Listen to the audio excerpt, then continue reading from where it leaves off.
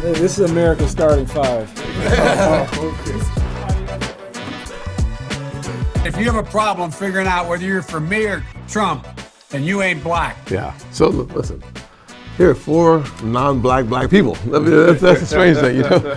My goodness gracious. The good news is in 2024, looks like 4 out of 10 of us ain't black enough for Joe Biden.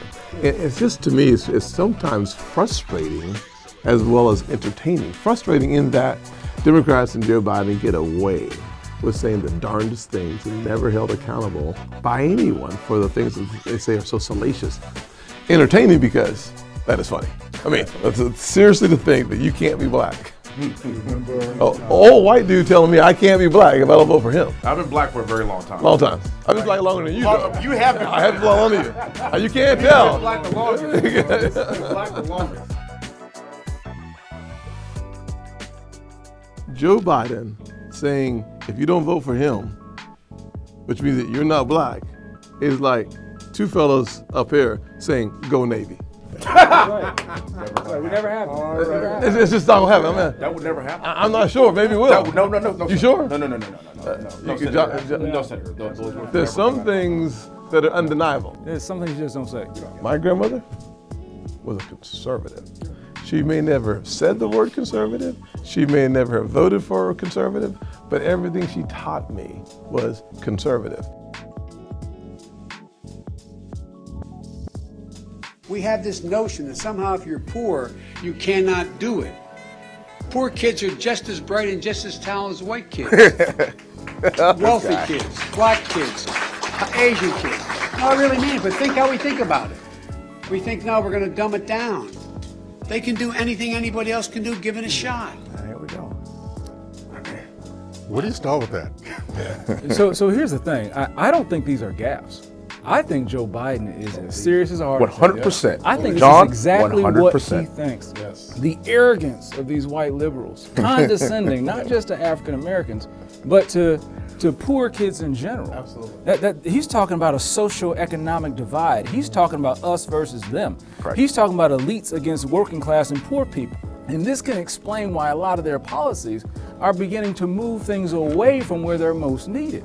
Senator, I want to applaud you for the work that you've done over the past few years, especially in opportunity zones, recognizing that not just in rural but in urban areas, understanding that poverty hits you the same whether you're white or black, Cuban or Asian, and addressing the needs back at home. Joe Biden has been in Washington since 1972, clearly lost touch with not just the homeland, but the planet Earth. He's insinuating, too, that all black people are poor. Right. Did you grow up poor? I had opportunities. I didn't grow up poor. I had opportunities. My parents, my dad's a retired colonel in the Army. My parents worked their tails off to make sure that we went to private school to have the best education possible. But as he said, we ain't black, right? But we're not black, and my parents did so much. It's disrespectful to them. Y'all didn't grow up in poverty? No. Can you believe it? We don't want to. We got somebody else right on cue. What do you mean you didn't go for poverty? I'm going to shift you guys over just a tad. It's just a tad. Some big shoulders. A tad.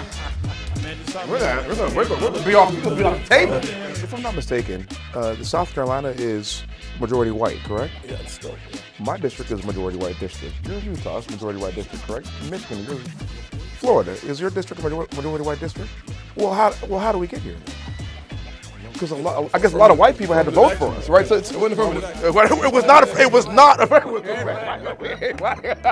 like a lot of white people had to vote for us.